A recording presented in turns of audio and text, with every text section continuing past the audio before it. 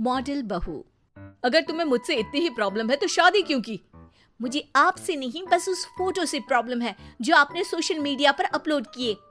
अरे इतनी सी बात और इतना ज्यादा ओवर रिएक्ट।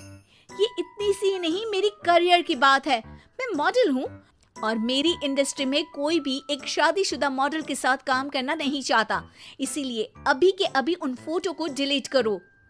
नैना के गुस्से में ऐसा बोलने पर रोहित सोशल मीडिया से अपनी और नैना की सारी फोटो डिलीट कर देता है।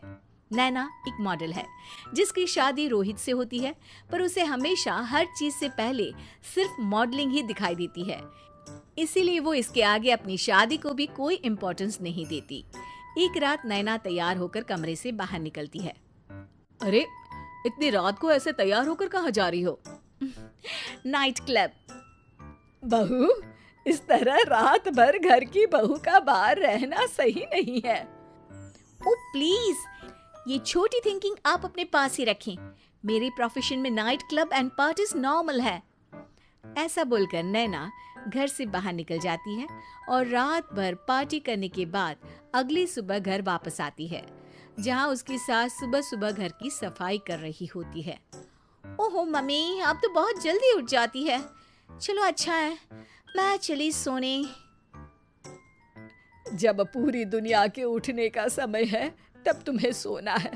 भला ये भी कोई घर वापस आने का समय है?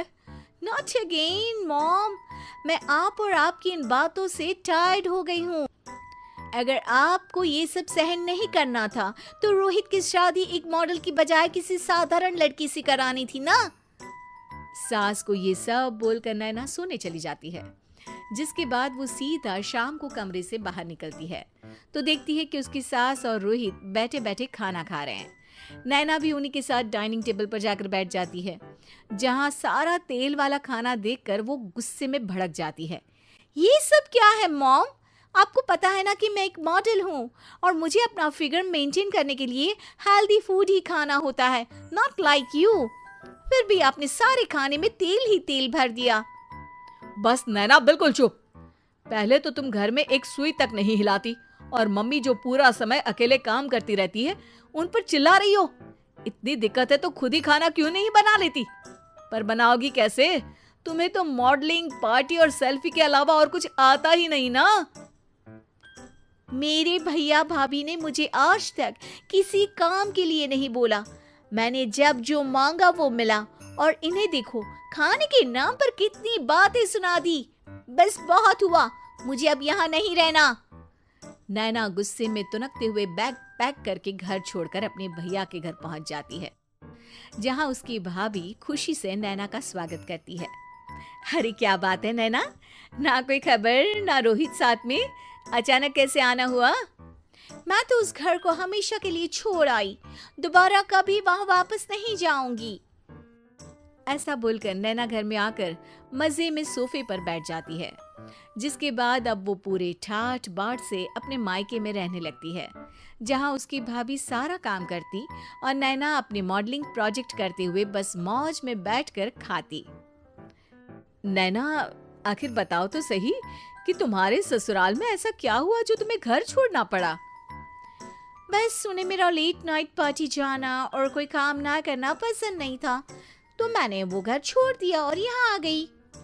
नैना की बात सुनकर उसकी भाभी हैरानी से उसे देखने लगती है, पर कुछ बोलती नहीं। इसी तरह कुछ समय बीतता है और देखते ही देखते अब नैना के पास मॉडलिंग के प्रोजेक्ट्स आने कम हो जाते हैं, जिससे नैना बहुत परेशान रहने लगती है। ऐसा कैसे हो सकता है?